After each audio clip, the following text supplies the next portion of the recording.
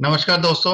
आज हम एक नई केस स्टडी लेके आए हैं जो एक साउथ वेस्ट फेसिंग घर की है। साउथ वेस्ट की बहुत कंफ्यूजन रहती है कि साउथ वेस्ट फेसिंग घर कैसा होना चाहिए, कहाँ पे गेट लें। कई बार हम फेसिंग को ही एंट्रेंस समझ लेते हैं। तो ऐसा ही एक हरियाणा के गांव का हमारे पास घर आया जिसका साउथ वेस्ट फेसिंग है घर का। और वो घर को गलत बनाने जा रहे थे, हमने उस मैप में कुछ करेक्शंस की है।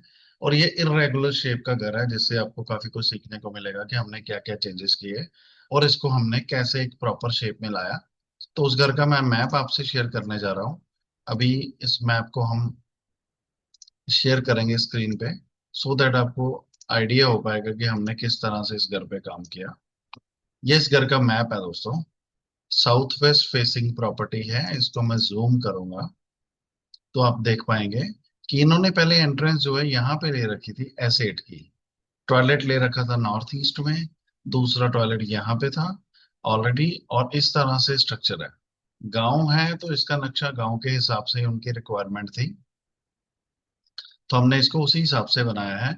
ये फ्रंट है घर का। सबसे पहले आप देख पा रहे हैं घर की शेप इरेगुलर है। पीछे नॉर्थ नॉर्थ ईस्ट भी बड़ा हुआ है, आगे साउथ साउथ वेस्ट भी बड़ा हुआ है। तो हमने 1 2, जहां मैं कर्सर मूव कर रहा हूँ, 3 एंड 4 इस शेप में इस घर को कट कर दिया है और इसको एक शेप में लाए हैं।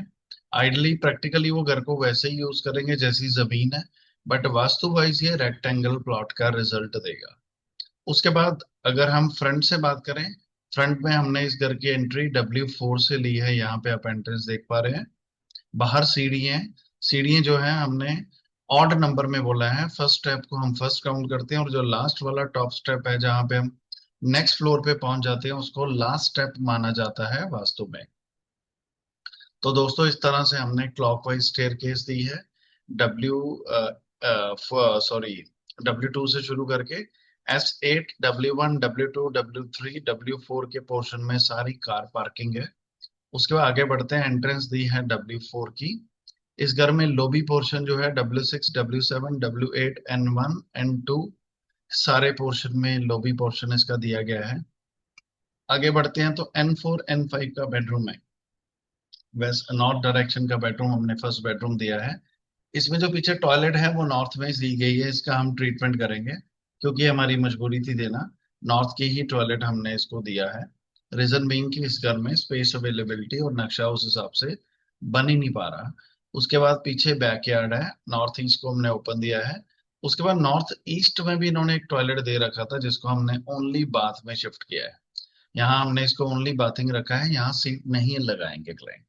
उसके बाद आगे आ जाए, E2 E3 की जोन में बेडरूम दिया है। उसके साथ ही ये वार्डरोब है E3 E4 की। उसके बाद दूसरी साइड वार्डरोब थी हमारी N4 N5 की। फिर इस तरह से हमने एक L शेप में किचन दिया है जिसमें E8S1 का चूल्हा दिया है।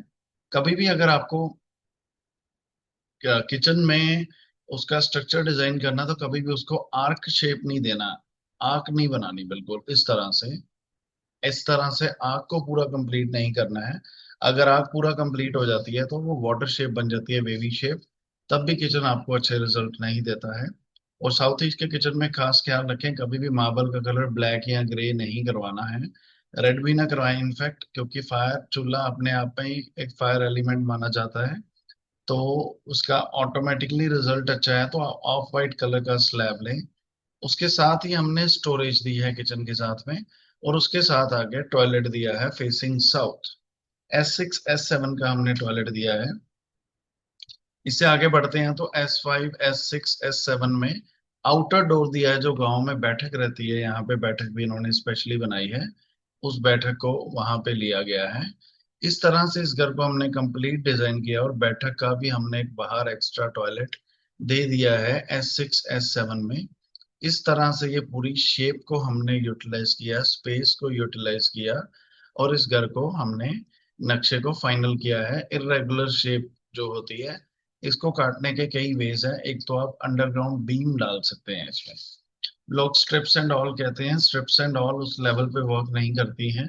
लेकिन जब एक घर बन रहा है तो हम उसको अंडरग्राउंड बीम डाल के आयरन का उसी से ही अलग करें तो उसका और बढ़िया रिजल्ट आएगा।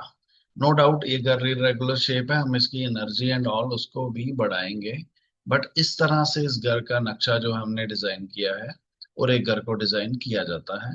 ये रहा आज का इंफॉर्मेशन अबाउट द हाउस जिसपे हमने ग्रिडिंग पे काम किया। ये अभी रिसेंटली हमारे पास केस आया था जिसपे हमने काम किया है। ये इन्फॉर्मेशन मुझे लगा आप लोगों के साथ शेयर करनी चाहिए, और ये इर्रेगुलर शेप था तो वो भी मैंने आपसे शेयर किया। साउथ वेस्ट के घर की फेसिंग में कैसे काम करते हैं वो भी बात की। South west facing doesn't mean कि एंट्रेंस भी साउथ वेस्ट की हो, तो हमने वेस्ट की दी है। क्लाइंट का शनि ग्रह भी अच्छा था तो उससे उनको काफी बेनिफिट्स होंगे। नो डाउट उनका नक्शा कुछ और था, उन्होंने साउथ वेस्ट से एंट्रेंस ले रखी थी, उसको शिफ्ट करके हमें साइड पे लेके जाना पड़ा सो दैट हम अच्छे रिजल्ट्स जो है उनको दे पाए। तो ये थी इस मैप की इंफॉर्मेशन।